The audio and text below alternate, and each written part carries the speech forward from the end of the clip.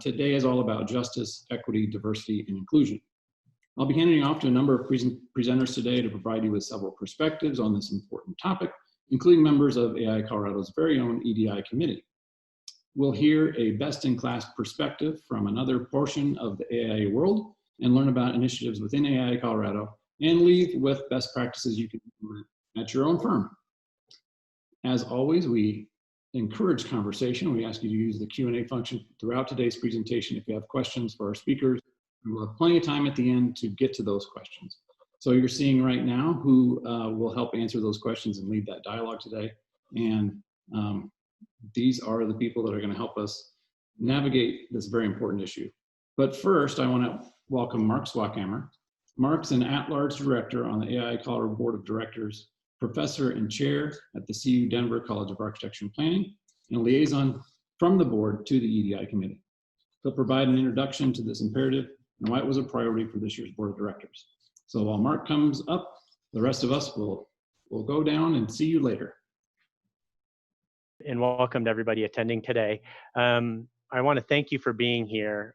Just your presence today sends a strong message to the architecture community and really to all of the communities we serve.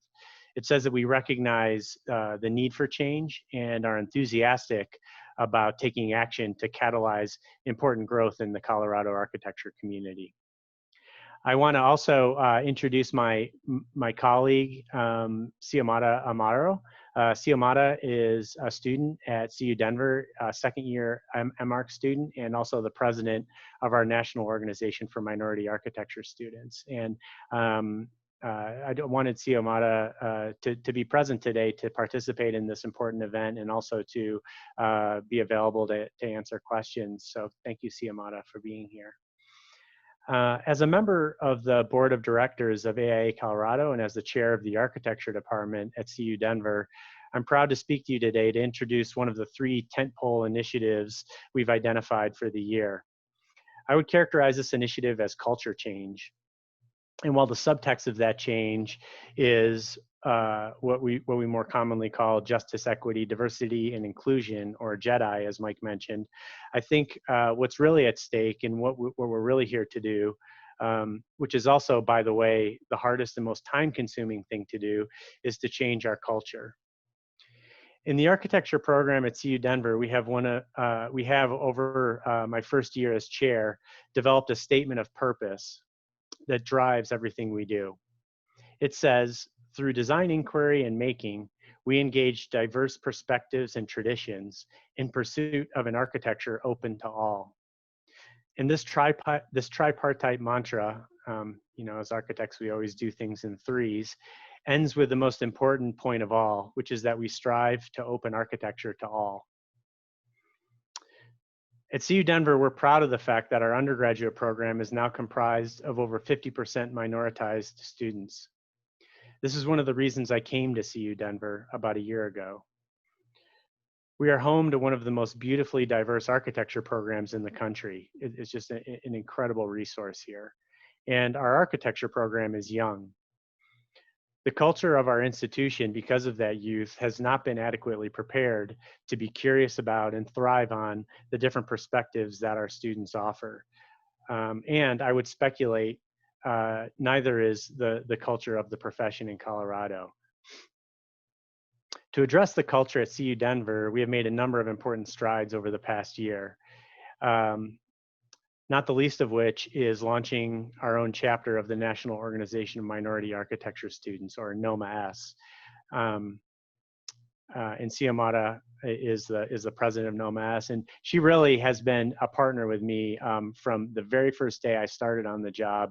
After a lecture I gave, she came up to me and said, like, what can I do? How can I make a difference? And we worked together to launch the NOMA student chapter, and it has just been an amazing success. They've had listening sessions, a meeting with Auraria campus and Denver Police, an art competition, just a number of things. They're partnering with History Colorado for an exhibition next summer, and the list goes on. So it's been an amazing institution, amazing group in our school that is starting to really change the culture of the school, and I'm really proud of them. CU Denver will contribute significantly in coming years to the diversification of young architects entering the job market in the state. For the professional community to be open to all and to operate in the service of all, it will need to grow more self-aware of its own cultural biases and the culture it has created that may not work for everyone. This is about fostering a culture of difference. This is about fostering a culture in our firms that is self-aware, nimble, open to change, curious about difference, empathic, and always leads with listening. Organizations unwilling to adapt, unwilling to look at themselves critically, to ask hard questions, organizations that say, well, that's just the way we are, that's the way we've always done things, and it's always worked for us, will grow increasingly marginalized and increasingly irrelevant.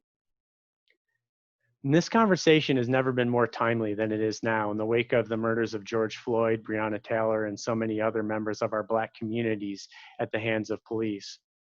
But make no mistake, this issue has been brewing in our profession since long before these incidents.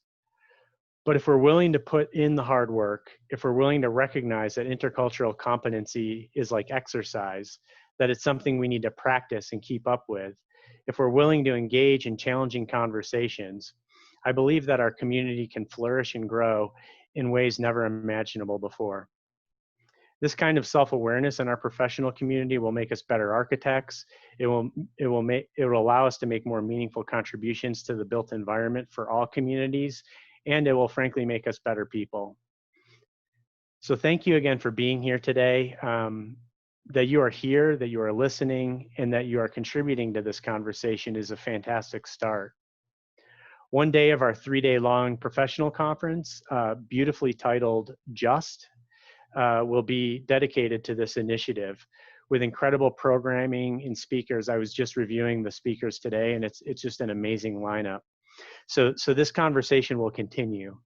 And so I look forward to the conversation today and to seeing how we all might contribute to the pursuit of an architecture that is open to all. And with that, I'll pass it back to Mike, who I think is going to introduce Mary Margaret. Okay, thanks, Mark, and great to see you again, Giomara. And we'll have you back for the Q&A portion, because I know that people will be curious to know what's happening from the student perspective in this topic as well. So as with all of our initiatives this year, we draw our examples and our strengths from people who are already leading the way on this. For the environmental stewardship imperative, we've really learned from the good work that's already happening at National to have a big move on climate action. And we want to adapt that to what's happening in Colorado for our own practice experience, because we know that that's an important issue here as well. Same thing is happening on this imperative, and it's a little bit closer to home because we get to learn from another chapter rather than the national part of the organization. And AIA Minnesota is a lot like AIA Colorado in that we're both a state and a local component at the same time. So we have a similar constituency, a similar organizational structure, and members with the same issues that they care deeply about. So my colleague, Mary Margaret Zindran, is here, who I'm thrilled to have join us today. You were doing amazing work. I don't want to say anything more than that, because you're gonna deliver any of the hype that I'm gonna try and give to you. So without taking any more of your time, I want our members to hear all the great work that AIA Minnesota has done, with some challenges along the way that we can learn from, and the great lessons learned of why this effort is worth it for an AIA chapter like ours. So Mary Margaret, take it away. Great. Thanks so much, Mike. Thanks for that great introduction. It's great to see Mark again. As y'all know, Mark hailed from University of Minnesota just prior to coming to Colorado, and was a valued member of our board and a close collaborator of mine. And so it was great to hear him talk about culture change in the ways that we talk about culture change in Minnesota. You've got a great team in Mike and Mark that are going to help bring Colorado to where you all want to go, where we all want to go. I'm going to share my screen and walk through a slide deck in sharing with you our work around culture change, both in the profession and I'm going to focus mainly on culture change within the AI Minnesota organization. So bear with me as I pull this up. And here we go. Okay. Going to minimize here. Mike, I would ask that if there are any comments in the chat, if you could break in to let me know if you want to interrupt. I'm not able to see the chat once I'm in presentation mode, so I would appreciate that. Will do, thanks.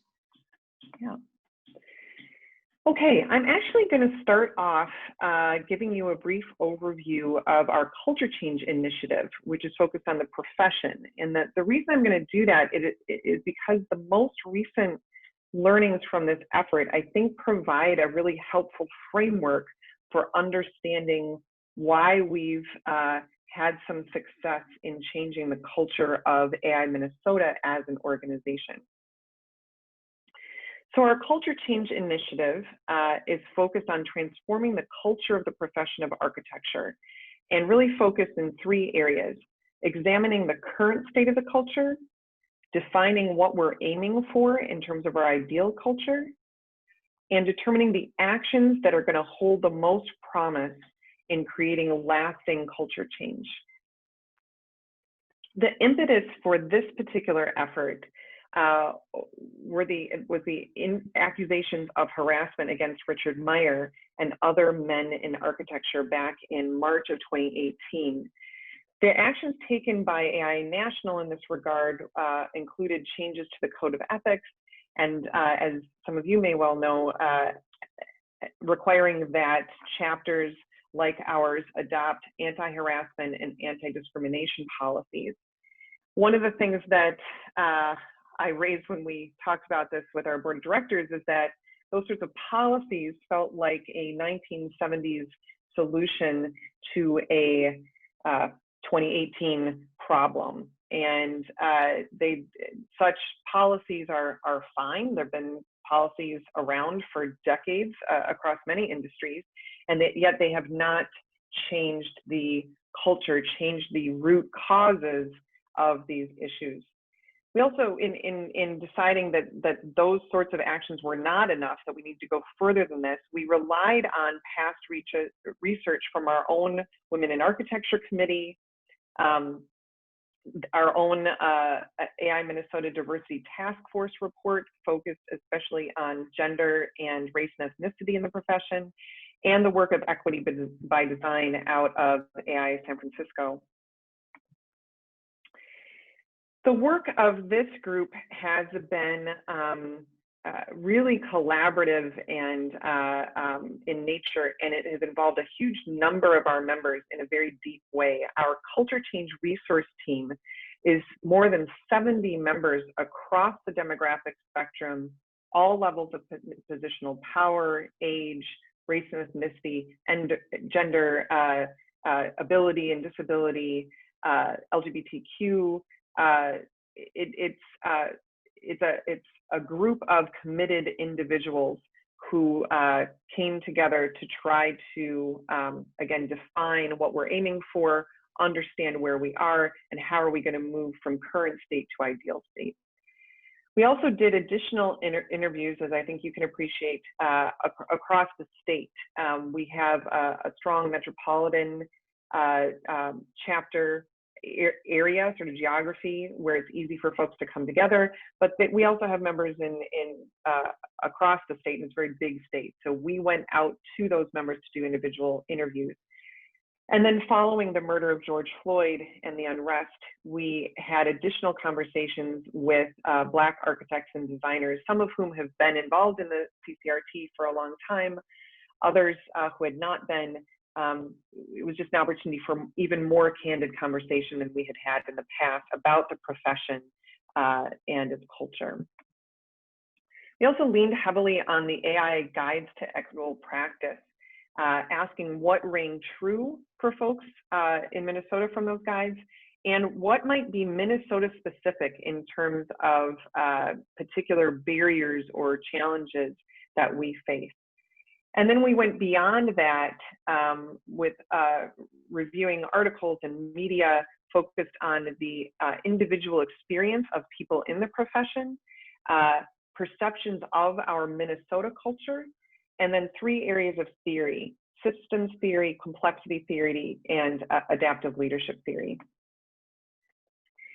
One outcome that I'm comfortable sharing with you now is when you look at systems theory, it talks a lot about stable systems and destabilized systems. And culture change within this profession is more possible now than it has been in a generation, because we've had major destabilizing factors converging over these last couple of years.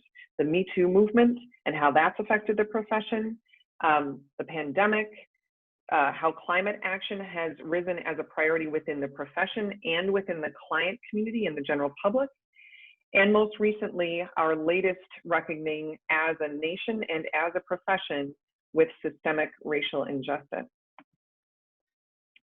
The fact that clients in every sector have made public statements, public commitments to furthering racial justice, gender equity, and climate action means that they now are in a position where they have to, there's a lot of pressure for them to be accountable for those statements and live those statements. They have already begun to change their requirements and procurement processes and the expectations they have about how a team operates and the roles that various people have on a team. So change is already occurring on the client side, and this profession needs to recognize that and adapt toward that change. I'm hesitant to share the results of this effort with you at this time. I just left a meeting here where that culture change resource team is reviewing the outcomes that we have drafted at this point.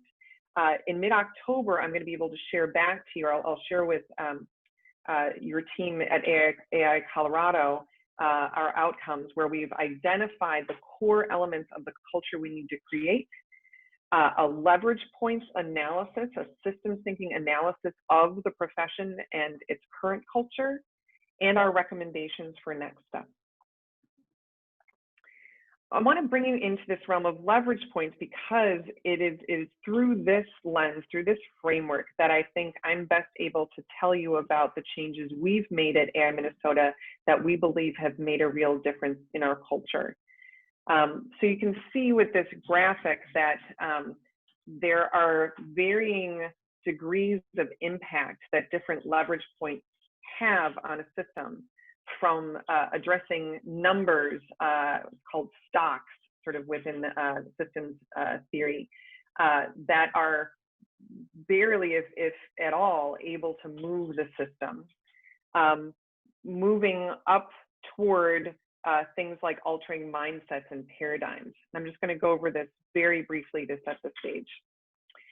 So again, at that number 12 of 12, the least likely to actually change the culture of a system are the numbers of people. So for example, this would be number of employees, number of students, number of employees and students of a particular gender or race and ethnicity.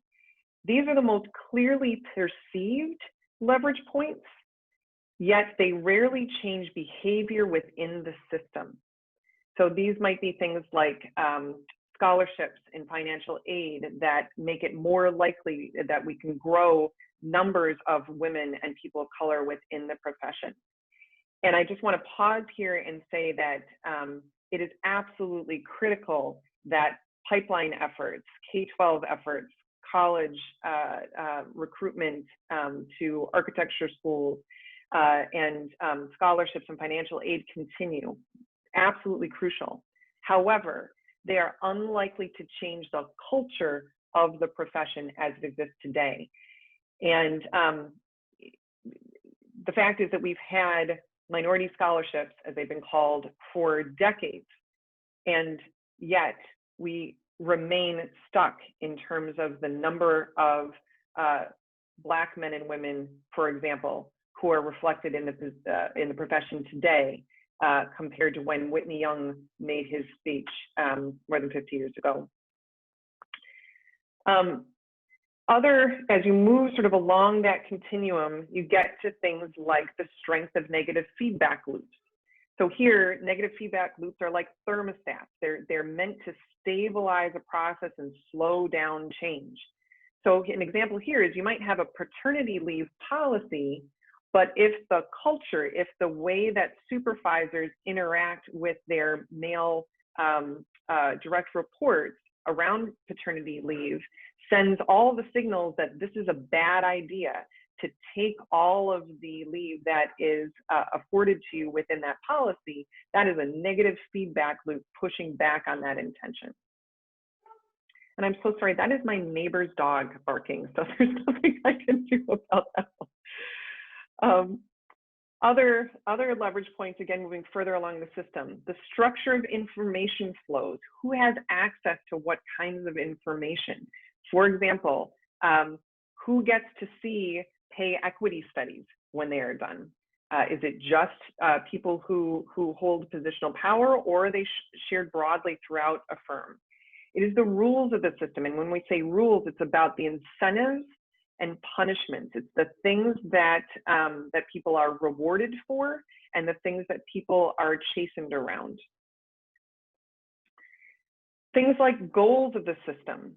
You know, those goals could be firm-wide or profession-wide. They're how we measure our success. And then at the most impactful leverage point level, you get to things like mindsets and paradigms. And here, again, these are the ideas, these are the unstated assumptions that are broadly shared. And the rest of the system is designed based on those mindsets. An example that's not within architecture of a mindset shift would be shifting from a focus on gross domestic product to a focus on gross national happiness. A mindset within architecture might be that architecture is an exclusive profession. So taking that lens of systems theory and leverage points and applying it to AI Minnesota, there was major destabilization of the system when I came on board 5 years ago. I was the first new CEO, first new executive director in 35 years. And I entered that position with a particular leadership approach and focus on integrity, governance, and strategic planning as areas of strength and experience. There was a goal set at my first board meeting to have the profession mirror the demographics of the state of Minnesota by the year 2026 for women and the year 2035 for people who identify as Black, Indigenous, and people of color. And additionally, there had been no professional development invested in for the staff team for at least 15 years. And when I made that known to my board of directors, it opened up the opportunity for us to make a major investment in staff development. And we were able to do that in a way that was aligned with those goals that had been set by the board, again, at its first meeting. As I'm walking through this, I've indicated the leverage point and kind of where it ranks in that list of 12 to 1, with 1 being transcending paradigms, which is kind of so out there that I kind of leave that one alone. But mindsets being number 2, goals here indicated as number 3. And I'll speak to why I think this is important as we go. So when we set additional goals within our diversity policy, and I was able to work with our diversity task force to craft these aspects of the policy, and it was unanimously and enthusiastically adopted by the board. So you can hear what I'm saying, that there was deep alignment from the beginning between me as the new executive director and the full board of directors. That was really critical. I think these goals that were established as part of the diversity policy again, because they were foundational to how I believed I would be evaluated as a new ED, and because they were aligned with my own track record on EDI and my own priorities on EDI, proved to be very powerful. The first really was around mindsets, establishing, communicating, and supporting commitment to EDI through the organization's governance, committees, and through leadership behavior. So that's my behavior, behavior of my directors on my staff team, and the leadership of the board. The idea of taking and having the organization support reasonable risks, including the risk of criticism for those who don't agree that EDI needed to be a priority. Committing funding for ongoing initiatives that would strengthen organizational diversity. So you'll note this is really around sort of structure and resources. This is number 10 on that leverage point. It's not as high as things like mindsets and goals. And what I think you can interpret from that is, even if you were to put money toward EDI efforts, if you aren't changing those mindsets and goals and rules of the system and how it functions, you're less likely to actually see culture change. And yet it was very helpful to be able to move forward our efforts to have dedicated resources put aside. Requiring accountability at all levels for fostering and achieving organizational diversity. So this is again around what is rewarded and what is chastened, what is punished within the system. So as a new ED, I was able to overhaul our performance evaluation system for our staff teams and make this work a priority within how the staff is evaluated and in how we think about the impact of our efforts. Here, ensuring that the nominating and appointing bodies actively recruit a diverse mix of individuals. Here again, this is in that sort of numbers territory. It's number 12 on that list of 12. And yet, because of the mindsets and goals and attention to rules elsewhere, this change was able to be supported. Individuals who joined the board or joined committees and leadership positions were supported by the rest of the system to have a sense of belonging and to be successful in their efforts. The last two from the diversity policy, ensuring access to elected office and leadership positions. This is both about sort of what's rewarded and those rules. It's also about who has access to information. This was a very closed process before. It was sort of a smoke-filled room of how anyone got chosen to be president. And so we opened up that process. We made it transparent and much more accessible in nature. And then mentoring new leaders and members. This really gets to the importance of groups like NOMA and NOMA and Women in Architecture committees. The importance here is that mentoring and groups that are identity based allow for more information to be shared. A lot of those things that are those hidden rules, the unstated expectations, are often shared in those mentorship and identity based relationships.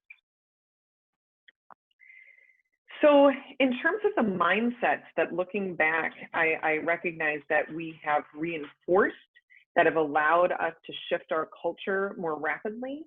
We embraced the mindsets that architects and architectural designers both can and want to design a better world. That was something that we could hold on to in positioning EDI efforts as aligned with a better world. The mindset that architecture is a profession, and it therefore has a code of ethics that we have to adhere to with integrity, both the letter and the spirit of the code. So the fact that the code has language that relates to EDI, again, is something that we could lean on in that context. And the mindset that the profession is future focused. The demographics of the United States, the demographics of each of our states are rapidly changing. We are becoming, and in some states already are, I believe, I know certain cities are already quote unquote majority minority cities. So if you're a future focused profession that cares about designing for the users you serve, you have to be attuned to equity, diversity, and inclusion. The mindsets that we sought to change were the mindsets around things like emerging professionals. That language even does not sort of present the respect needed for those members of our architecture community. So we shifted to a mindset that emerging professionals are already professional. They are already valued members. The idea that every member is of equal value as opposed to giving over sort of deference to those lions of the profession, those who are sort of quote unquote untouchable. We adopted a mindset that people who have been marginalized will be engaged in a way that makes up for that marginalization. And that we would take those good risks and make investments with the long view in mind, which is different from the risk aversion mindset that is so prevalent within architecture. We shifted our language to not focus on architects, but to focus on the architecture community. The architecture community, as we define it, is licensed architects, it's designers, it's our collaborators within this profession, and to really move out of a mindset that architecture is a narrow, exclusive box that's only for those who are credentialed. And one of my columns recently speaks to this in the context of the recession that we're experiencing as a result of the pandemic.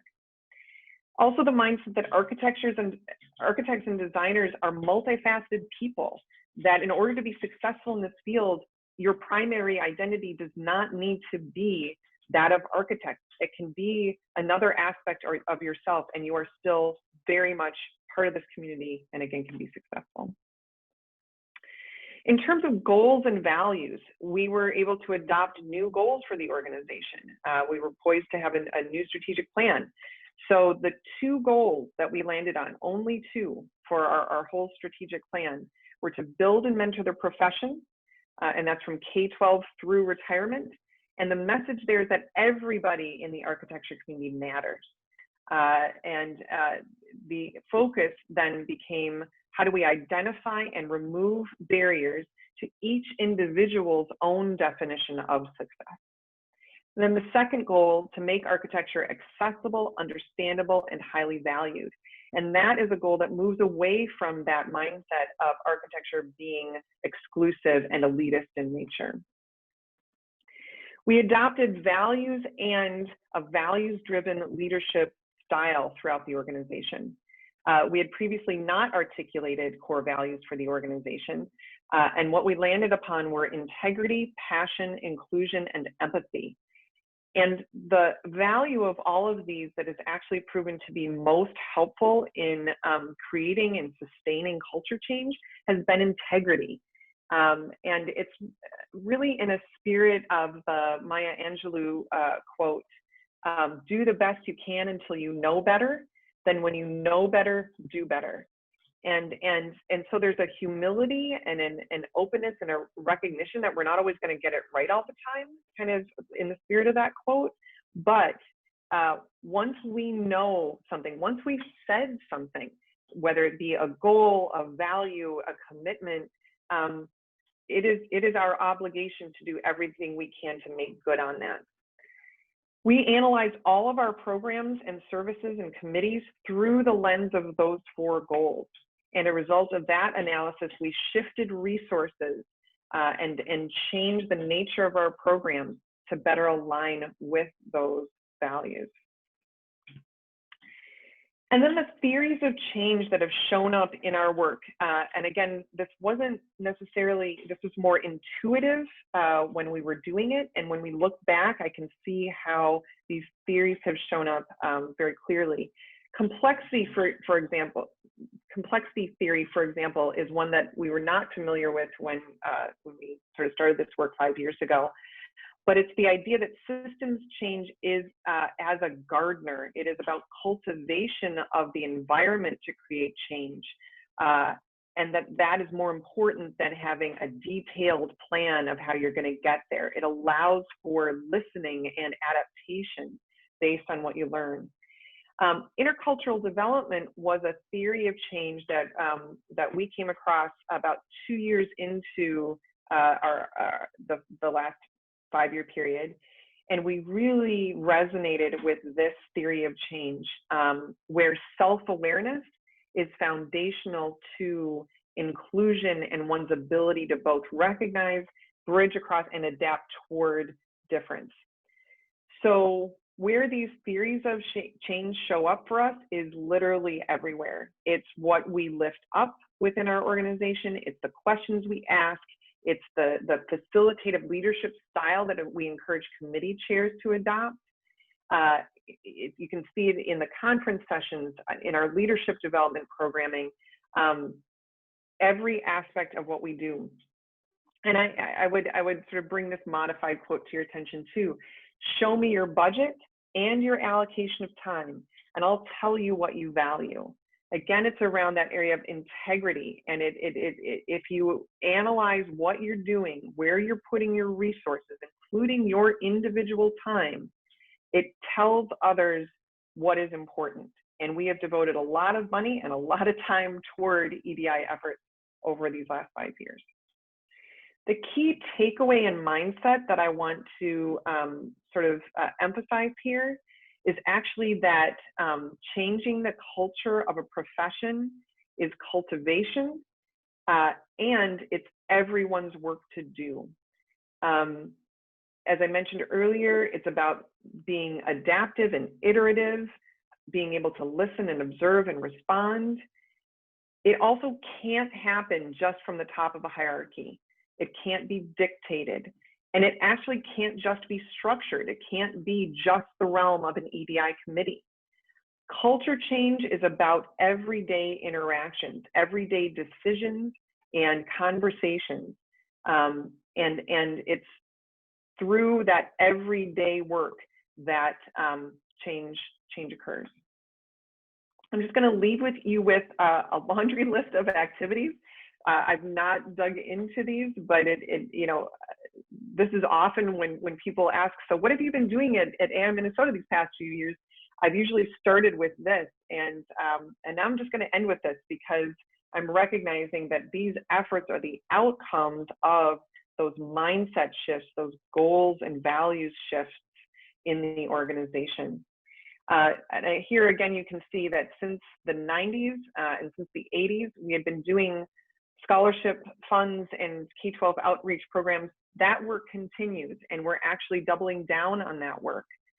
And we have expanded a great deal beyond that. What I didn't mention today and don't have time to is our work related to justice and equity in the built environment. Our 21st century development work is related to that. And the Close to the Edge Birth of Hip Hop Architecture exhibit, and most recently, a lot of work that will be continuing for the next decade, focused on advocacy and implementation following the murder of George Floyd and the unrest. So with that, I just want to thank you for putting your time and your effort toward this work.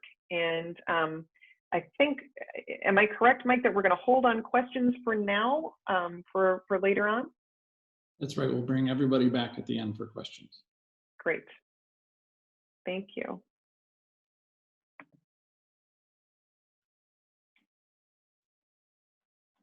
Thanks, Mary Margaret. It was fantastic to see all the work that's going on and continues to go on at AIA Minnesota, and it's so wonderful to have you here today. I'm going to switch gears a little bit next, and and hear about some of the committee, the EDI committee initiatives. And I want to introduce 3 panelists that we have to talk with us about this today. Larry Sykes is an architect and owner of Sykes Projects.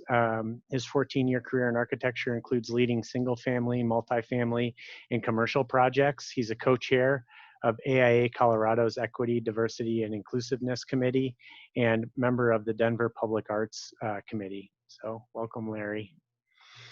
Also, Casey Taylor is an architect whose professional experience spans from single-family custom home designs with alternative building materials to high-rise market-rate multifamily housing to affordable housing renovations and boutique hotels.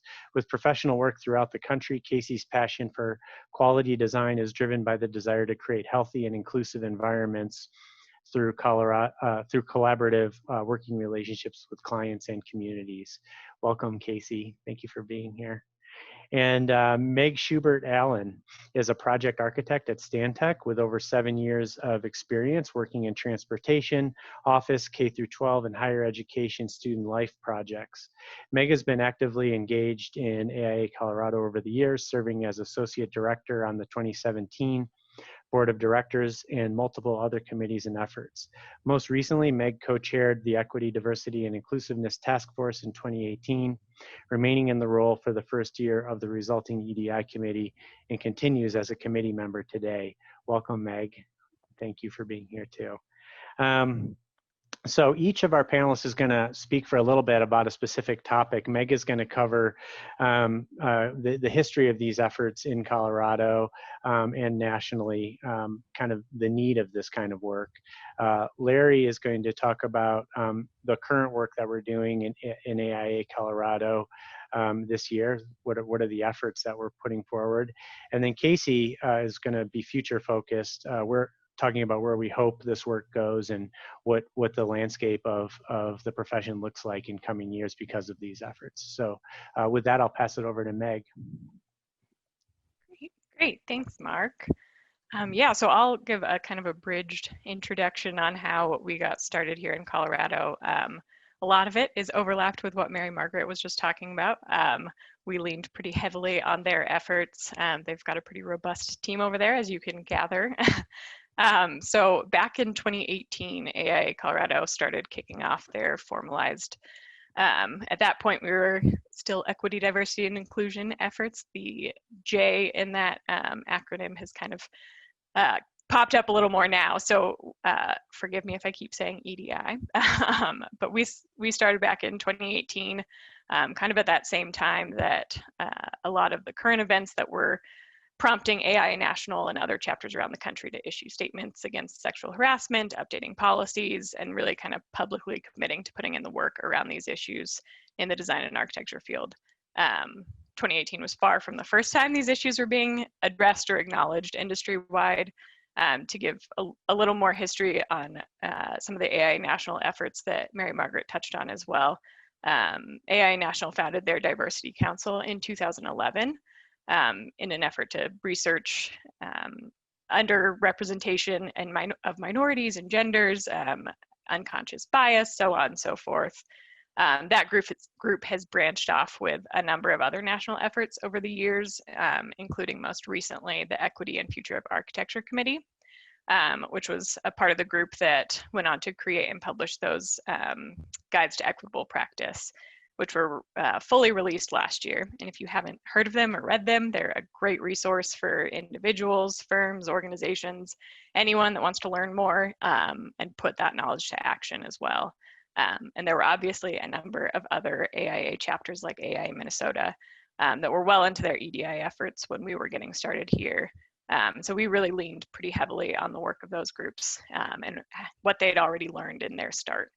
So in that summer of 2018, I had the pleasure of co-chairing the EDI task force that was charged with diving into these issues specific to Colorado and providing to the AIA Colorado Board of Directors an executive summary of our findings, as well as a recommended action plan that had clearly identified next steps, as well as midterm, short-term, long-term goals and recommendations. all with the intent to promote and enhance EDI efforts that would support members, firms, schools, and universities here in Colorado. So that first group of about a dozen, I think, very passionate, motivated volunteers split into a number of smaller focus groups. And we spent kind of a whirlwind 3 months diving into gathering existing information, programs, resources, identifying strategic partnerships and opportunities to collaborate rather than reinvent the wheel, and perhaps most importantly, finding those gaps in all of those where AIA Colorado could fit in. One of our major recommendations coming out of that initial effort was to install a standing committee that would push this work forward and continually track progress and adapt as times change, which we know they have since 2018. We knew with all the information out there, we really only skimmed the surface in those first few months, and really wanted to encourage spending some more concentrated time researching and really laying the groundwork for the next actionable steps moving forward. So in our first year as a committee last year, we did all that and a little more, adapted as we needed to, added some more members to the committee, did a lot more research, started forming some of those connections with other groups and the universities, and had kind of a focus on raising awareness of the issues as well, presenting to some of the other AIA programs like the Business of Architecture series and the Christopher Kelly Leadership Development Program, holding roundtable events, highlighting the issues with keynote speakers and breakout sessions at the AIA Colorado Practice and Design Conference. So that's just to name a few of the things we've done. We're now into our second year as a committee, which we've kind of started referring to as the action stage of our work. So I'll pass it off to Larry now to kind of cover a little bit more about where we're at now. Thank you, Meg. So yeah, I'm Larry Sykes. I'm one of the current co-chairs of the EDI committee. And yeah, like Meg said, 2020 was kind of really about, we were focused on action at the beginning of this year, which was an interesting year to focus on that given how quickly and dramatically things would start to change in the world. But we have almost 30 people this year, so it's grown tremendously, and just there's been an incredible interest, and we're trying to be as inclusive as possible, bringing in as many people as possible. And we have a lot of initiatives that we're doing, and so having as many people as we can is great. So I'll kind of just share a few of these initiatives that I think are highlights from this year.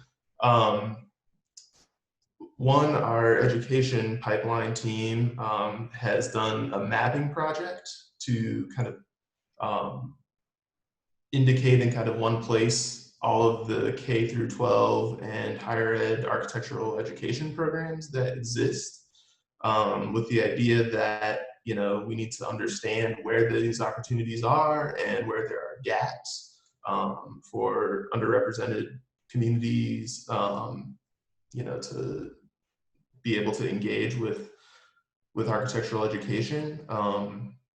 So that's been a huge amount of work, and they've done a great job with that. We have upcoming for the month of October a Women in Architecture projection project where female architects and their work will be shown on the DNF Tower in downtown Denver, that big sort of Italian style tower on the 16th Street Mall. So that'll be really great. We have a team of people who kind of are helping the communications person at AIA Colorado put together resources on racial equity for the bi-weekly newsletter, which I'm sure you've all read all of that completely thoroughly and click on everything. We convened in the wake of the murder of George Floyd a panel called Let's Talk About Race with the help of Mike Waldinger and the staff, where myself and Anicia Street and Flory Hamstra all kind of talked about our experiences as African-American architects in the profession in Colorado specifically. And we've also collaborated with the awards committee to introduce EDI components to the awards applications. Those of you who applied may have seen that.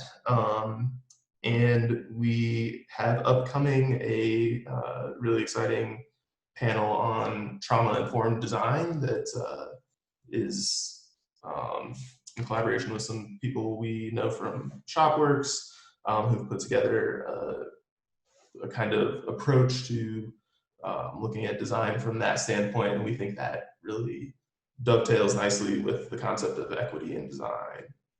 And then another really great thing that's happened this year that has nothing to do with our committee, but which we're very excited about, is the formation of a Colorado chapter of the National Organization of Minority Architects. So we're keeping pace in the profession with the students, maybe slightly behind them, but that was just, I think, approved this past month by the National NOMA organization, and so we now officially have a chapter in Colorado, and we have some of the members from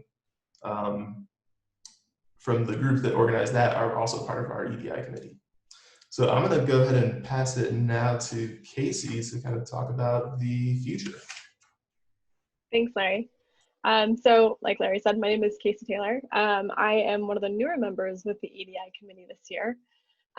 We are in the process of really identifying what our goals we're looking to have for the whole next year. And it's definitely kind of a continuously changing process, but we've had some fantastic conversations internally as to what we feel those elements should be.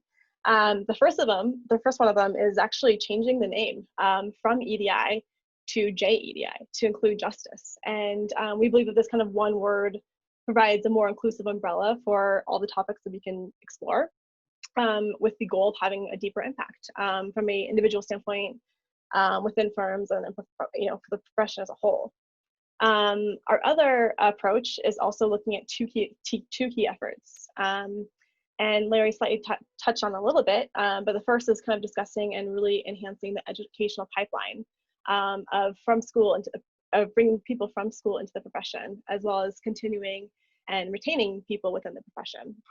And then the second is focusing on methods and tips of creating an equitable and inclusive workspace.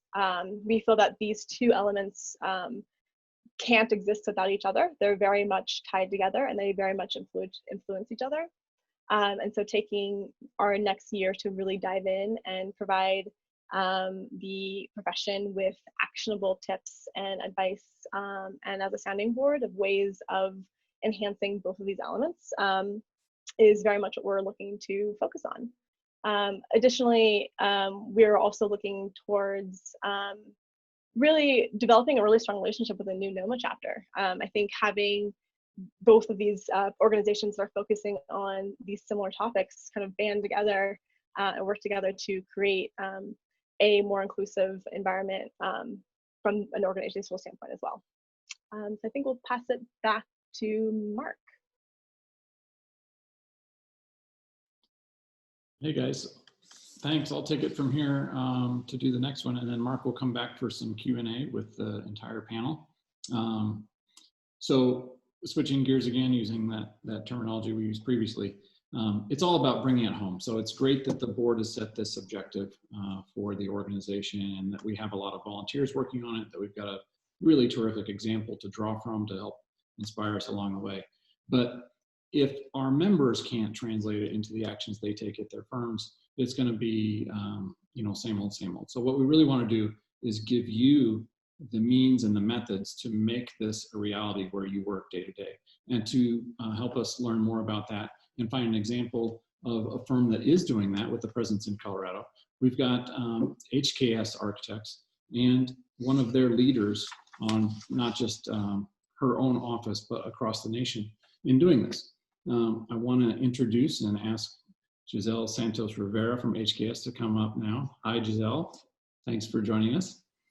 So as I mentioned before, she's not only vice president at the firm, but also the firm-wide director of justice Equity, Diversity, Inclusion. I believe that's the first person to occupy that new role for HKS. So you are helping to figure it out for the firm, along with a lot of other people around the country who are getting these positions.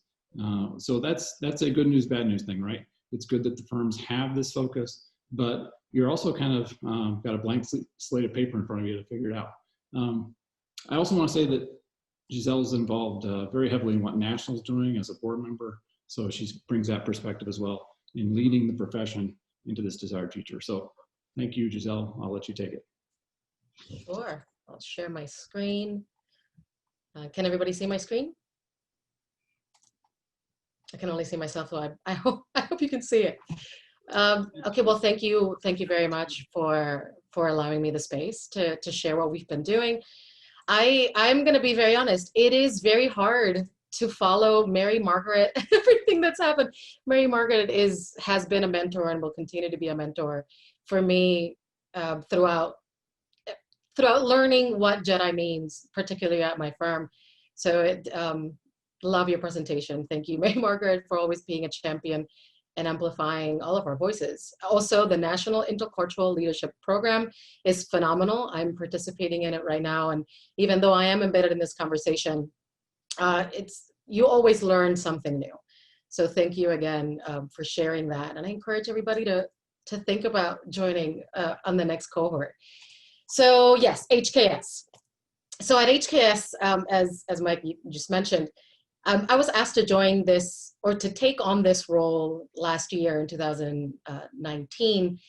And when I was asked to take on this role, much like also Mike mentioned, it has been a journey and an opportunity of self-discovery and try to understand also what it means to be a JEDI and lead JEDI at a firm, which is very different than doing it through an association. I was doing it through AIA. I was building committees through Wheels and AIADC, but it's very different trying to think of how to impact the profession through a firm and how to impact a firm.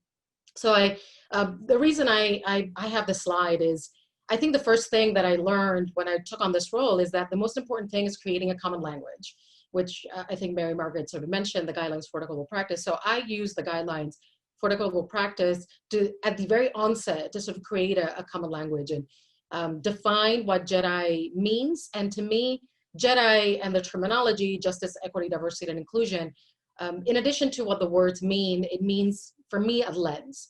It's the way that we see the world, the way that we see our business, the way that we see ourselves within our business and our deliverables.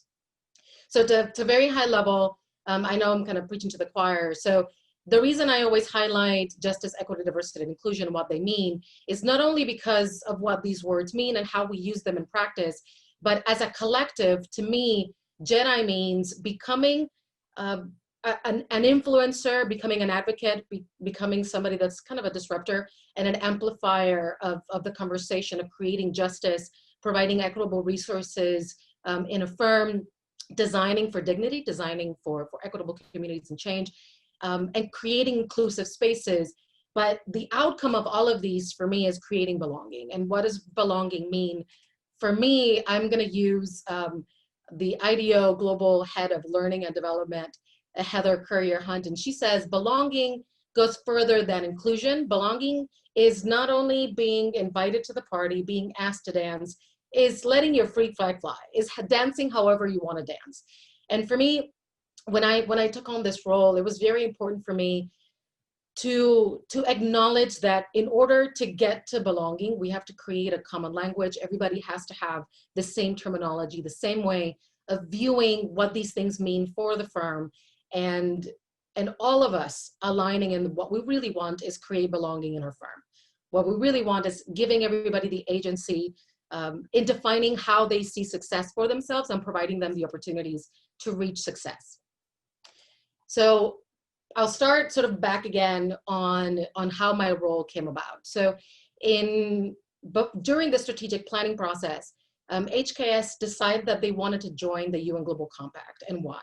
So the UN Global Compact, it uses the Sustainable Development Goals, the SDGs, the 17 SDGs, and overlays them with the UN Global Compact principles. And the reason one of the main reasons HKS wanted to do that is because we wanted to think of ourselves within the greater construct of the world. And we wanted to overlay sustainability with purpose-driven design and with JEDI practices internally in the firm. So in order to do that, in order to be able to become signatories for the UN Global Compact and support SDGs and the UN Global Compact principles, we had to define what that was going to mean for us. And for us, joining the UN Global Compact meant addressing pressing global issues, delivering a consistent and vital message, creating an authentic platform for industry influence, increasing literacy and language, which I kind of reiterate again, that is understood and accepted by us as practitioners and by our clients, and establishing metrics to drive continuous improvement and uncover innovation in business-to-business partnerships. And this was not only driven by some of the practices that were happening at HKS, this was very much driven by our strategic plan and by our CEO. So for us joining the UN Global Compact, we pledged to join global companies in aligning our strategies and the operations within this universal principles of human rights, fair labor practices, environmental stewardship, and anti-corruption practices, with the goal of advancing equal opportunity and sustainable future for all. So even though I said this started somewhat in our strategic planning process, this really started very early on. And I apologize, it's probably very small in your screens, but you can download the report that we created to see this timeline in greater detail. So what we want to acknowledge is that this is a process, like with everything, and Mary Margaret sort of mentioned, all of this conversation is very much a process. So for us, it started with sustainability, and it transitioned to purpose-driven design, which is our 1% solution, our Citizen HKS initiative within the firm that hopefully will become a 501c3 very soon this year. And then aligning with those things, we started to recognize that the language that we were developing through sustainability, through Citizen HKS, was wanting to amplify the voices of gender equity and reduced inequalities. So we created internal initiatives like Better Together, who wanted to really amplify the voices of women within the profession and really create a language that allowed internally for us to kind of hold up a mirror and acknowledge where we are in the process. And then in 2018, at the very end of 2018, we decided that we wanted to create a structure, an overarching structure that aligned all of these things together. So we created the environmental social governance structure. And as you can see here, it aligns our projects, our environmental and social business solutions, our public interest design, like I mentioned, Citizen HKS, and what we're doing internally and externally to amplify JEDI within our firm. So we have a director framework around that structure. We had topical leaderships that are defined under Design Green, Citizen HKS, and JEDI Council, and we have champions that support that structure and uplift the overall conversation throughout the firm. So I highlight this chart that exists within our UN Global Compact report, because we have to submit a report when we become signatories to the UN Global Compact. Something that we really wanted to do was look at all of the structures that are existing within the firm and create sort of a matrix of alignment with the SDGs that we are supporting. And you can see them at the very top. We are supporting of the 17. We're supporting 11 of the SDGs and all 4 of the UN Global Compact principles. And what we did here, we wanted to acknowledge, is throughout our practices, whether they were design leadership, JEDI, our AIA 2030 commitment, our embodied carbon, Citizen HKS, we wanted to see how they would align and reinforce our commitment to those SDG, to all of these goals and the UN Global Compact. So in order to do that, like I mentioned, we created this environmental social governance structure under 3 leaders. And under that, I exist as the Director of Justice, Equity, Diversity, and Inclusion. And as Mary Margaret and some of you have mentioned, this is not a one-person job. It's impossible for it to be a one-person job. This wants to be sort of embedded within the firm. It wants to be a mindset and a lens that we look at everything that we do in the firm through. So I highlight this slide within our UN Global Compact report because what I really wanted to highlight in this movement or in this trajectory to becoming a leading firm in environmental social governance and in Jedi, is that, again, it really takes a group of people, it takes a village to really think about how to infuse the Jedi mindset in what we do. So you can see here on the left side of the screen that it wants to be sort of a cyclical process, and it includes recruitment, it includes retention, all of our HR practices, it includes providing people with resources like professional development, our building performance resources. It really wants to acknowledge how we put teams together, how we build teams, how do we relate to clients, how we onboard partners, especially minority-owned businesses, as partners and thought leaders and create those meaningful conversations. And it wants to become this cyclical process that sort of informs itself and continues to redevelop, reimagine itself in a way that creates more inclusion within the firm. So I want to highlight here that under my Jedi lens, I focus primarily on 4 of the SDGs, which are good health and well-being, sustainable cities and communities, gender equity and reduced inequality. And of course, my goal is also to acknowledge all 4 of the UN global principles of human rights, labor or fair labor practices, environment, and anti-corruption practices. And I want to highlight that through the Jedi lens, which is what we really want to do, through the Jedi lens, HKS wants to redefine flexible or create flexible policies and strategies to build belonging. And at the end, it really wants to promote psychological safety, designing for dignity, and mirroring communities so we can create a more equitable workplace. Within the Jedi structure, as I mentioned, we have sort of 4 structures. It's the Jedi Director, the Jedi Council, the Jedi Champions, and the Essential Enablers. So as I referenced again, this is the UN Global Compact structure, the sustainability Chief Sustainability Officer, Rand Ekman, our Director of Citizen HKS, Julie Weddick, and myself. We have a Jedi Council that supports me in creating the long-term strategy for the firm. And it's kind of a varied group of people that have, at one point or another, shown a lot of interest in this Jedi mindset and this conversation. And we have somebody here from the AIA Colorado in Denver, Kylene. I know you're in our participants. So if you want to chime in, please do so. So in addition to the Jedi Council, our 12 members, we have the Essential Enablers, which are people in the firm that are doing things that should align with the Jedi lens, and they become enablers for this process. So here it's kind of hard to see, but this is part of the structure for HKS. And our essential enablers are, for example, our talent acquisition director, our HR director, our marketing directors, and our chief marketing officer, professional development, internal communications, our design green, our design process. So overall, these are people that are leading in their disciplines and in their purpose, and also help us through their lens align with what we're doing and help us do our job as Jedi leaders within the firm. And we also have Jedi champion structure. So we have about 1 or 2 champions per office, and within our larger office, we have several per teams.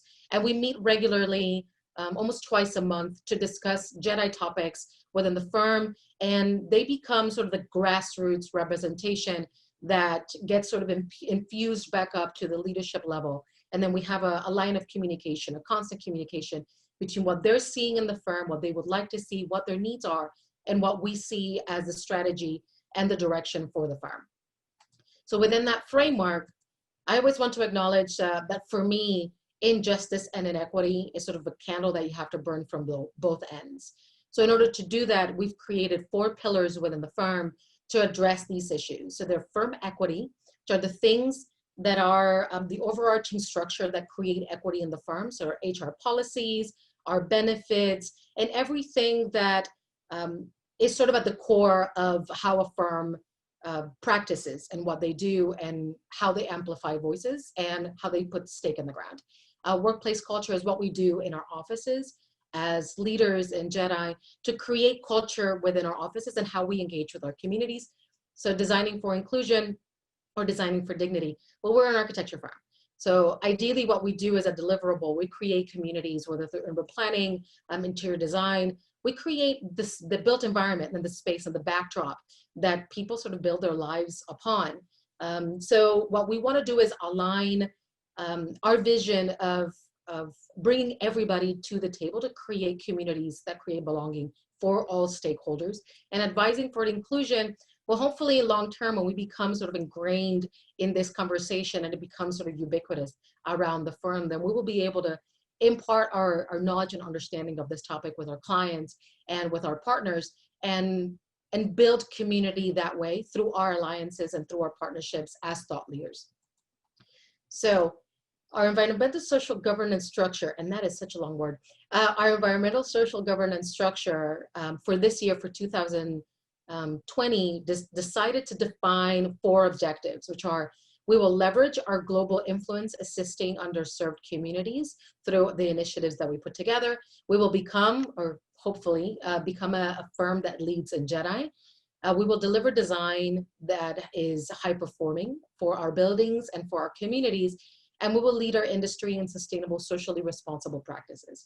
So these 4 objectives sort of align with the pillars, and they become the goals for all of our initiatives. So I'm going to try to touch on really quickly on where some of our initiatives have been and what we've been doing to address what is happening in the world right now through the work that we do. So as I mentioned, our 4 pillars are, one of them is firm equity. So under firm equity, what we've been trying to do is review the documentation that we currently have in place for a firm, like our employee manual, to through the JEDI Council and the JEDI lens, to make sure that everybody's voice is heard and our practices are more equitable and inclusive. We have created a framework for job description so that people have a better understanding of where they are and they can goal set depending on which position they would like to pursue in the future. We are creating a flexible work policy, particularly in alignment with what is happening because of COVID and what we think the future of the workplace wants to be. And also we do that through surveys, through ongoing surveys every week. We are aligning our HR benefits. So we have now floating holidays. We're recognizing as a day off Martin Luther King Day. We're increasing our parental leave, and we are in the process now of creating a anti-racist statement that will be embedded within our employee manual. We are acknowledging that not only diversity fairs bring in diversity, but we are further engaging with HBCUs, creating a language within our strategic offices and partnerships with the deans of the universities through liaisons. We are ongoing donors to the Architects Foundation's Diversity Scholarship. So this is our 2nd year promoting an intermatch program with the Architects Foundation. And we are also encouraging people to attend, for example, the NOMO conference and equity conferences, and providing scholarships for registration and memberships. And something that we are really looking to pursue starting in 2021 is redefining leadership qualities and aptitudes in the work that we're doing, and really sort of sharing what it is to become a leader and transition in our rank and titles in the office. We have internal messaging mechanisms, like we have a source page, which is our internal communications page. We have a JEDI source page that continually provides resources and communications. And we also want to amplify the voices for people in our firm. So for example, earlier this year, we had somebody write an article around Black History Month and celebrating some of the people that were interested in amplifying their own voices within the firm, and also provide education on what it means for them to define what it means to be Black an architect, an African American an architect. We also have professional development opportunities, and we have a Teams channel where we continually share thought leadership pieces and encourage conversation. And this year in particular, around our workplace culture, we really wanted to empower our champions to move forward and create listening conversations. And we do that also through membership support. And I know we're running long on time, so I'm going to try to kind of speed up. But under the Designing for Inclusion, we want to look at the design measures and overlay them with our SDGs and see where we can find synergies and empower the process. And we are also, through the design measures, wanting to really put a stake on the ground on what it means to design for equitable communities and design change as a JEDI leading firm. We also amplify the voices of people in the firm through podcasts and presentations, and we're bringing in consultants to help us really dig deep into these conversations with support, because we can't expect everybody in the firm to be a leader in the space and comfortable in sharing these things.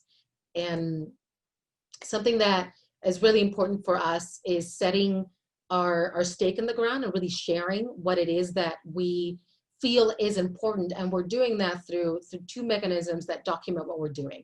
So it's the Environmental Social Governance UN Global Compact report that you can download through the UN Global Compact website, and you can search for it in our website as well. And that document outlines much of what I mentioned today, all of our processes. It highlights our projects, what we're doing with Citizen HKS. It shows our metrics, where we are, and it helps us goal set. We also have a document, an internal document, that outlines much of what I shared as well, the JEDI framework, the pillars, and it outlines what we want to do to embolden the message for JEDI within the firm and what it looks like to become a JEDI champion within the firm.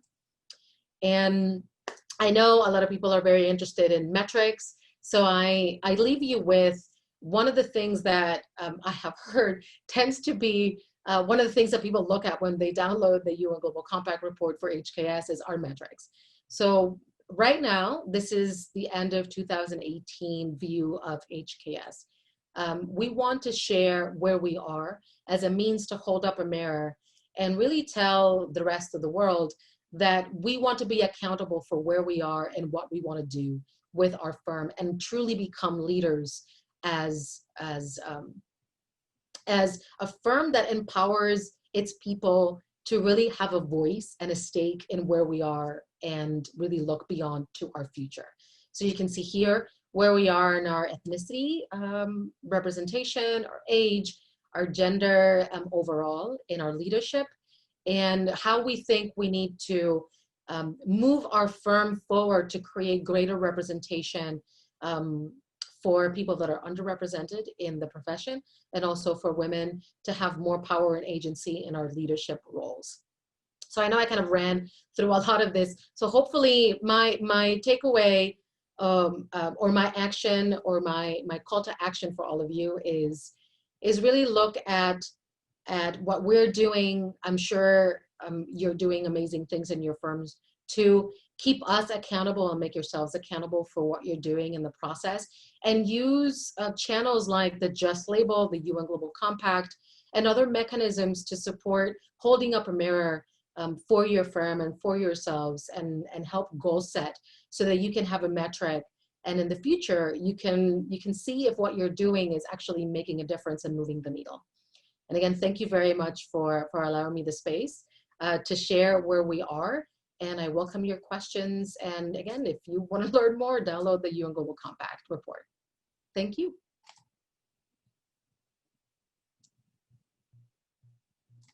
Thanks, Giselle. That was great. Really amazing work and inspiring work that you're doing.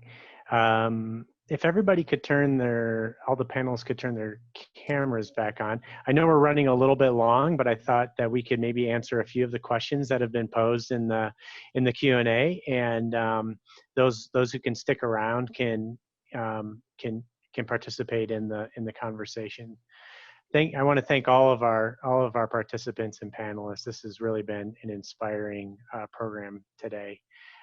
So the first question I'll jump right into is, what do you see as the biggest hurdle to overcome when implementing these values and ideas through AIA Colorado and within our firms and companies? And I'll throw that question to Giselle first. There's so many things, but I think there are great opportunities, particularly now in the space that we're in. I think the biggest challenge is typically having everybody recognize that every voice needs to be at the table to make change, that it includes our leaders and it includes everybody, whether you are of a dominant culture or well represented or whether you are not. And that I know it's very hard to do, but I think we all need to learn how to amplify our own voices and make a case for why this is critical and important, and why this needs to be a lens that we view everything that we do. So it is not only that our practices, it's not only our HR benefits, it's not only that, is who we are as people and how we do our work, how we relate to other people, and the value that we bring to our clients through the work that we do and the partnerships that we do. So it's really, when I say the challenge is, and I've said that before, I think for a lot of people, Jedi is now becoming a four-letter word. I think it's acknowledging what it really means and not what people think it means. So creating that language, that solid bedrock language that everybody can speak to, and it acknowledges where we are, where everybody is, and meets everybody where they are. And that's really hard to do because it's not easy pulling everybody to the table, Right. Pulling everybody to the conversation. But I think it means that we have to become more vulnerable and have those really uncomfortable conversations in a very empathic way, and meet people where they are, and encourage them to acknowledge that their voice is valuable no matter who they are. Thank you. And Mary Margaret, did you have any thoughts on this one as well?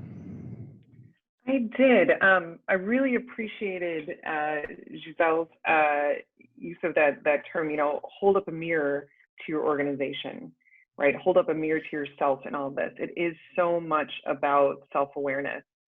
And I think it is a huge barrier, because people think that when they care about an issue, when you say, yeah, I really care about equity, diversity, and inclusion, that's enough.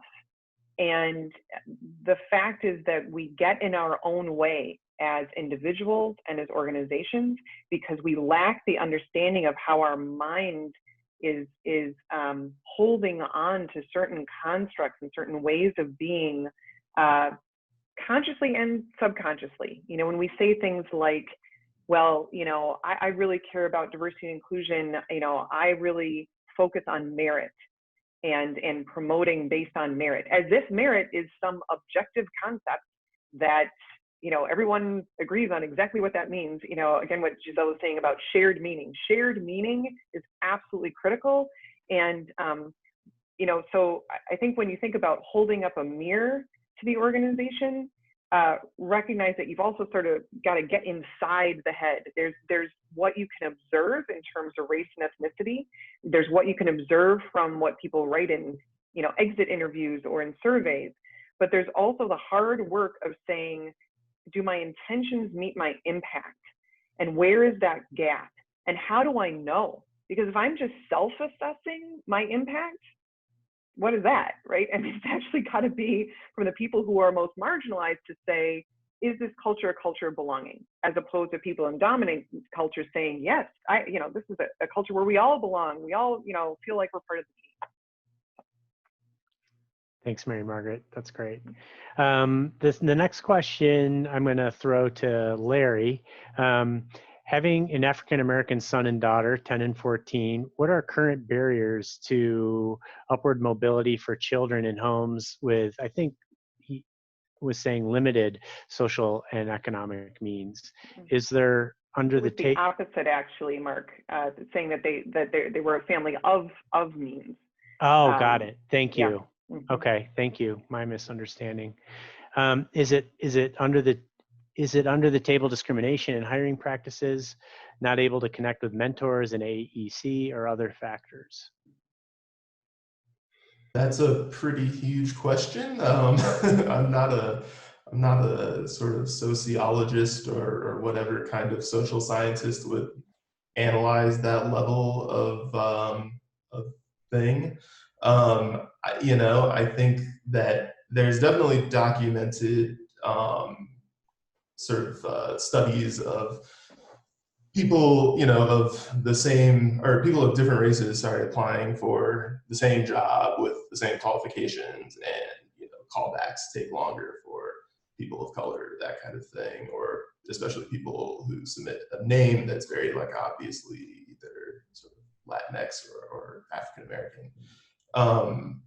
So yeah, I mean, I think that's a component of it, and that's part of the kind of culture change is learning to understand that unconscious bias within ourselves and how that operates within our firms, and how you can have all the best intentions and still end up, you know, with racist outcomes. So I think, you know, that's about all I can say on that. Thanks, Larry. Casey, oh, Mary Margaret, it looks like you. No, it's fine. Colorado first. Casey, I was just gonna see if you had any additional thoughts to share or offer. Sure. I think all the elements you're talking about under-table discrimination practices, lack of mentors, that's all a part of it. In my experience personally, I think in order to get into architecture, you have to have some level of privilege to begin with. And I think that the elements that we experience within firms is there's a lot of microaggressions. There are a lot of things that you know, your coworkers may not understand, that they might say to you that are quite offensive. You're dealing with contractors and other professionals outside of your firm, but within the profession, who also have their own biases towards a female in power, person of color in power. It's every aspect that you can imagine that someone who is not a white straight man could experience in any profession. We also experience those things in architecture. You know, being able to afford it and have those means is one hurdle that they won't have to encounter, but there are many more. And it's unfortunate, but kind of what everyone's saying is, as people learn more about their own internal biases and unconscious biases, that'll start to change. Thanks, Casey. Mary Margaret, did you have something that you wanted to add to that one? Yeah, just from the discussions that we've had over the last couple of years, especially with Black members of our architecture community, some additional things that I would add are just needing to check one's race and culture at the door. The idea that you know, you have to adapt toward white male dominant culture, that can be exhausting, that code switching to happen on a regular basis, that issues tend to be most often arising with one's supervisor and one's peers, as opposed to sort of the CEO or C-suite level. So that it's our colleagues here in Minnesota talk about it as it's a culture where you've got the CEO saying, come on in, and then you've got all these other folks like, yeah, not so much, right? So that's a kind of jarring place to be in a regular basis. There's also this issue of being tokenized and window dressing and being asked to speak for or on behalf of, really common. And it's something that shows up related to community meetings and tracking of people of color to be the community face of a project, when in fact they might want to, or their skill set is strongest in doing more of the behind the scenes work or wanting to be lead design, right? So that tracking are some of those subtle ways that this also shows up. So I guess I would say that to be aware of those issues and to grow the capacity to advocate for oneself with those known potential barriers in mind. To say, actually, I know you'd love me to be the face of this with the community, but I really feel my strengths are over here, and this is where I'd like to be, and what my definition of success looks like. So. Yeah, that's great. Thanks, Mary Margaret. The next question I'm gonna throw over to Giselle again. Are you, or how are you celebrating Hispanic Heritage Month? Well, this is a very interesting one. At least at HKS, we celebrate, we do our best to try to celebrate all heritage throughout the year. And we try to align it with the Heritage Month that it pertains to. What we typically do either is, we do both. We celebrate internally and we celebrate externally. So as I shared in one of the images, we try to encourage people to want to amplify their own voices within the firm and blog as part of the Jedi Source page.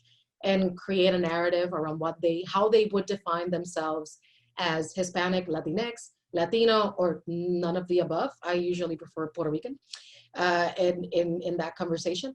And externally, we try to amplify the voices of people in our firm that are doing great work that don't tend to appear in the overall list on the website, because we are all doing great work where we are. So we align either through that and amplifying voices on the website and social media. We also have, it's very fun, if you can go to our YouTube channel, we have a diversity fair where we try to pick people in our firm that do non-traditional architecture work and celebrate what they're doing. And we try to broaden the spectrum through demographic, age, race, gender, LGBTQ status, all of these things. So I think right now what we're trying to do is, which is actually very interesting, not everybody likes to amplify their voice or wants to do that. It tends to be like pulling teeth. My mom's a dentist, so I know it's pretty bad.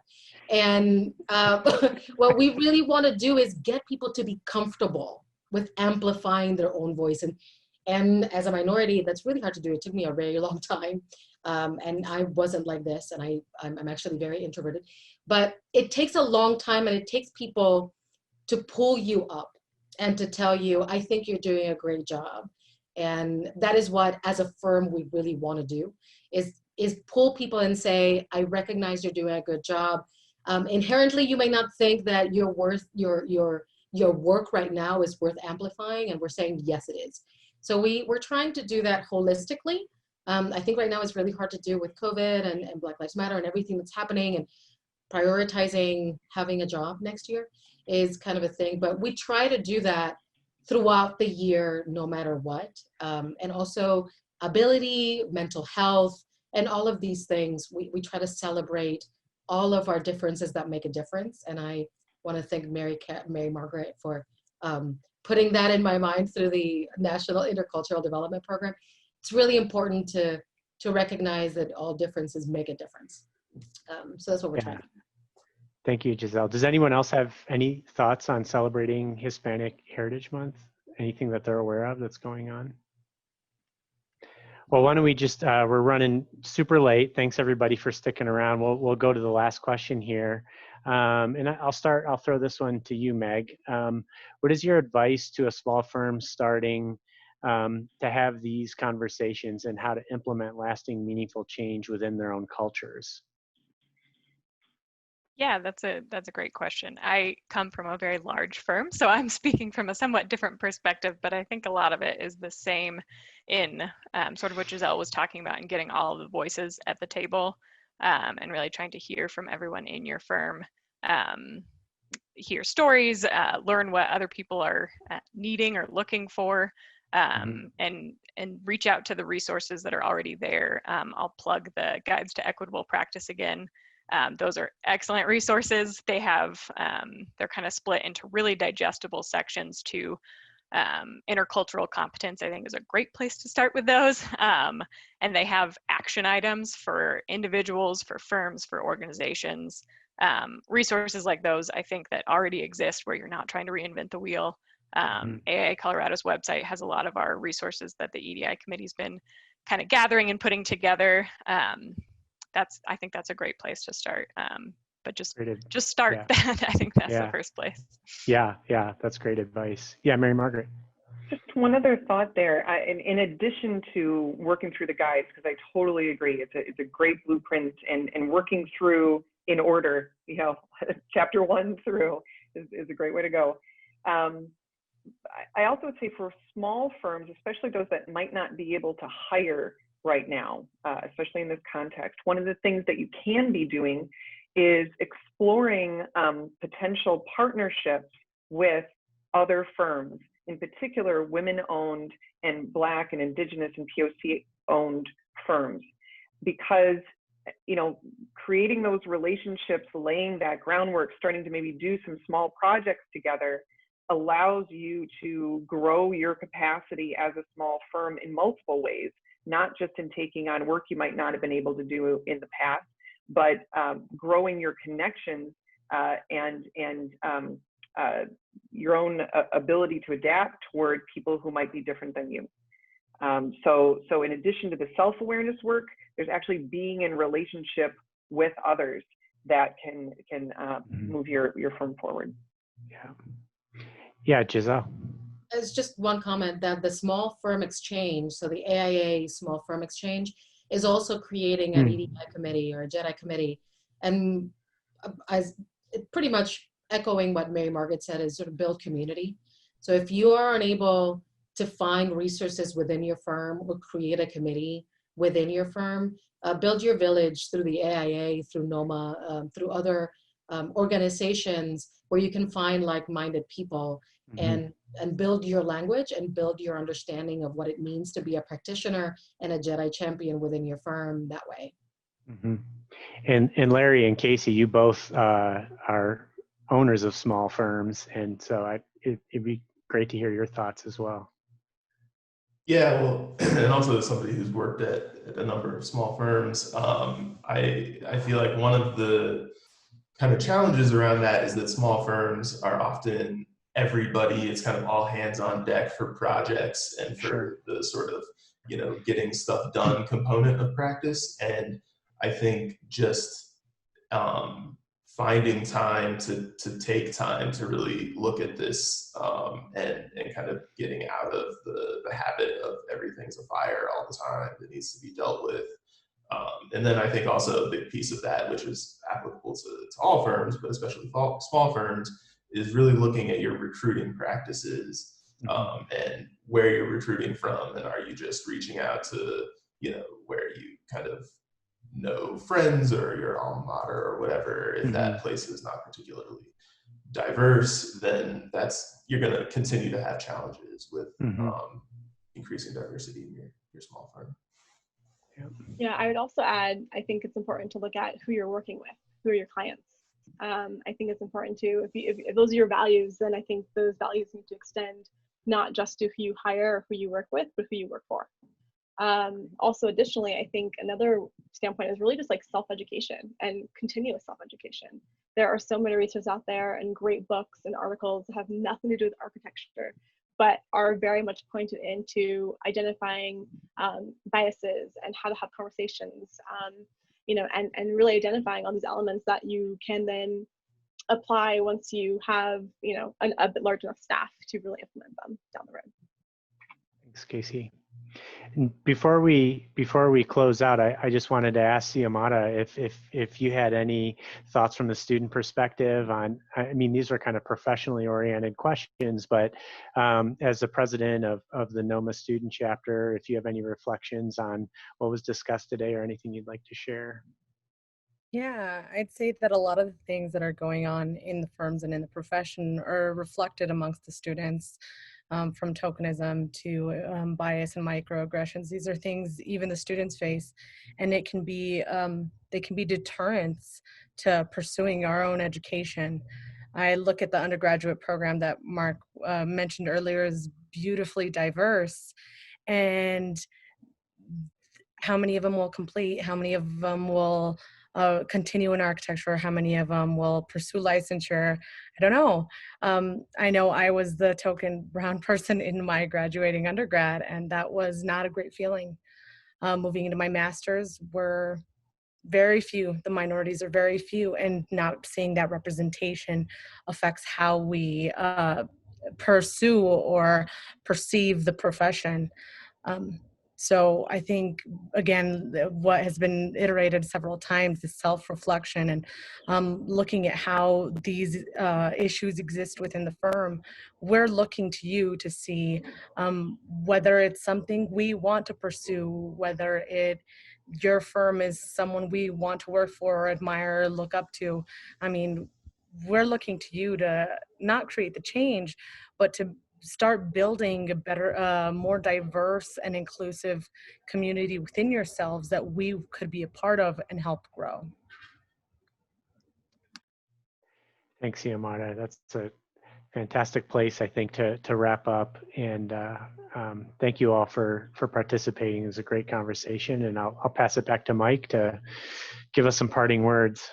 Yeah, thanks everybody. That was a really great conversation, and there's so much more to come. I just want to let people know that our prep call for this thing went on 2 hours. So there is a lot to unpack here. And what's really gratifying to us is that we know that there's interest. So the fact that the EDI committee is our largest and probably most active committee of AIA Colorado is really good news for the future. The fact that of all these sessions we've done over the course of the year since the stay-at-home order, the conversation about race was by far the biggest. So we know that the board can take comfort in saying that this is a priority and not being misaligned with where our membership is.